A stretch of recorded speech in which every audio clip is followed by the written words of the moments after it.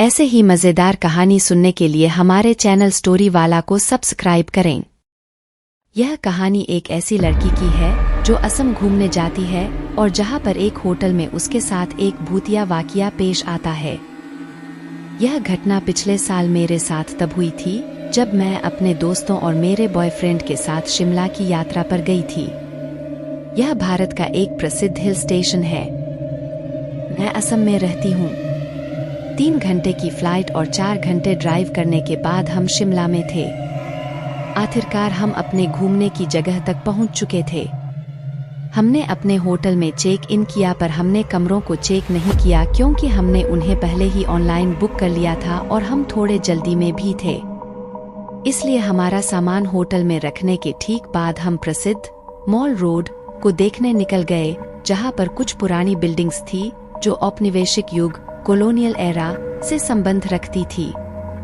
Hotel आने के बाद हमने महसूस किया कि वह होटल काफी सुनसान लग रहा था क्योंकि वहां पर केवल 3 से 4 ही स्टाफ मेंबर्स थे और वहां बहुत ही कम गेस्ट्स थे।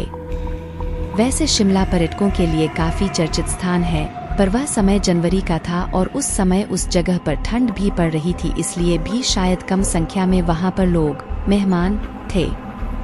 मैं अपने बॉयफ्रेंड के साथ एक ही कमरे में रुकी और हमने रात के खाने का ऑर्डर देने का निश्चय किया, पर जैसे ही मैंने रिसेप्शन पर कॉल लगाई तो मैंने एक स्टैटिक साउंड को महसूस किया।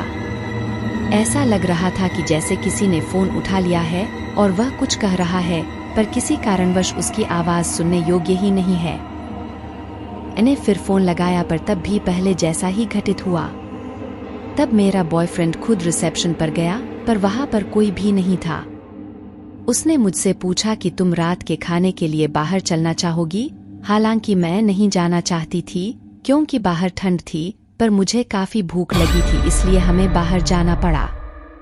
हमारे दोस्तों ने शाम के समय खाना खा लिया था, इसलिए उन्होंने वहीं रहने का फैसला किया। जब हम वापस होटल लौटे तो हमने देखा कि होटल का रिसेप्शन अभी भी खाली था। हमने सोचा कि शायद यह होटल सस्ता होने के कारण यहाँ की हॉस्पिटैलिटी, अतिथि सत्कार इतना अच्छा नहीं है जितना बड़े होटलों का होता है। मैं तरोताजा होने के लिए वॉशरूम गई। अंदर मैंने वॉशरूम के दरवाजे पर हल्की हल्की सी दरवाजे को खटखटाने की आवाज सुनी तो मुझे लगा कि यह मेरा बॉयफ्रेंड होगा, तो मैंने उससे कहा कि 2 मिनट रुको। पर दरवाजे पर खटखटाने की आवाज आती रही तो मैंने दरवाजे खोलकर उससे कहा कि तुम्हें क्या समस्या है, तो वह अपने मोबाइल में गेम खेलता हुआ मेरी तरफ आश्चर्य के साथ देख रहा था।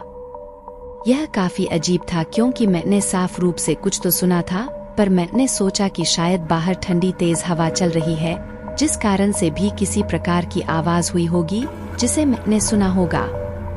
चूंकि हम थक चुके थे, इसलिए जैसे ही हम बिस्तर पर लेटे हमें नींद आ गई। ठीक आधी रात के समय मुझे ठंड लगने लगी। जैसे ही मैं उठी तो मैंने उठकर देखा कि कंबल मेरे ऊपर नहीं था। अच्छे से सोती हूँ तो यह कहना गलत होगा कि मैंने तीनों कंबलों को मेरे ऊपर से हटा दिया होगा। मैंने घड़ी की ओर देखा। रात के 2:05 बज रहे थे। मैं बाथरूम में गई, पर जैसे ही मैं अपने हाथ धो रही थी कि तभी मैंने एक आवाज सुनी और एक सिक्का मेरी तरफ लुढ़कते हुए आ रहा था। मैं आश्चर्यचकित थी क्योंकि हमने अपने कपड़े बाथरूम में नहीं रखे हुए थे, इसलिए यह सिक्के वाली घटना घटित होना संभव नहीं था। एक क्षण के लिए मैं उसी जगह पर जम गई। मैं हिल नहीं पा रही थी। मैंने अपने शरीर में कपकपी सी महसूस की।